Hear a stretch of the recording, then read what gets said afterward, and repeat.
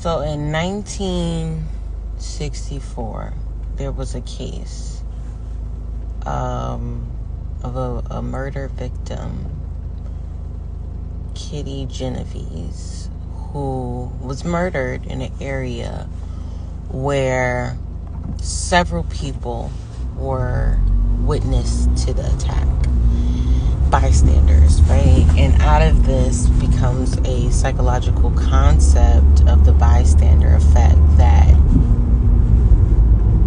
when something is occurring, right, when there is a clear attack occurring, or somebody is in some sort of distress, people subconsciously or consciously assume that someone else will step in and help, right? So although they are in the presence, they assume, well, somebody else will get it, so I don't need to jump into it. Right. And that case always sticks with me because I've always prided myself on, being the martyr, right? On being the one that if something came up, I'd be the one to step in and save the day. And that's a very convoluted experience of reality, and also that leaves a lot of room for shame when I inevitably fuck up. But I think also it speaks to an interesting thing about our values, I feel. Because what I'm coming to understand for myself, is I feel like I almost need a reworking of my values, because I think we can value something and may not know how to properly act in a way that aligns with that which we say we value.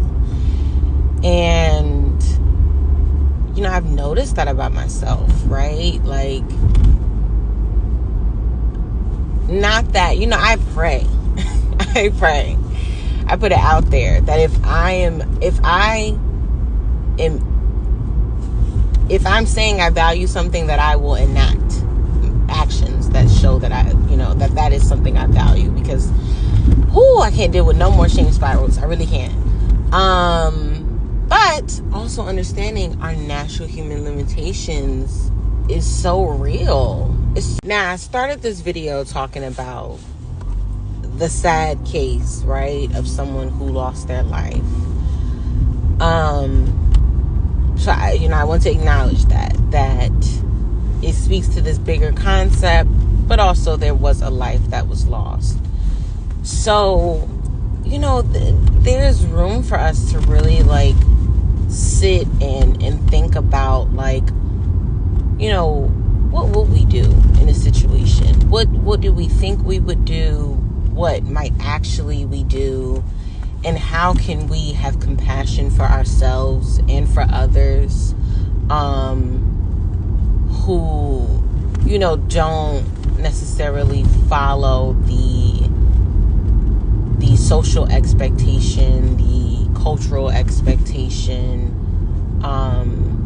in a particular situation, right? How do we have compassion? And then how might we also challenge ourselves, right? How can we challenge ourselves on a daily, every other day, weekly, bi-weekly, once a month? How can we challenge ourselves in our own reflection to move in a way that's in alignment with what we value? Because I think life gives us so many opportunities to grow and to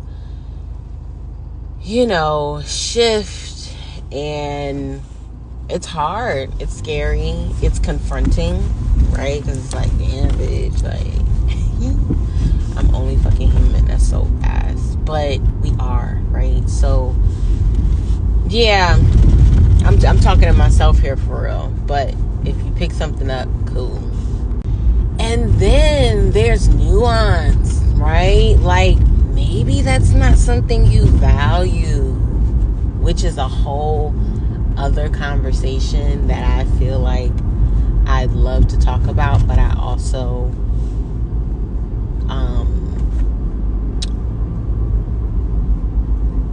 want to speak about it in an appropriate and effective way. So I'm gonna let that simmer. But there is nuance, right? Like we have to make room for nuance, because that's how we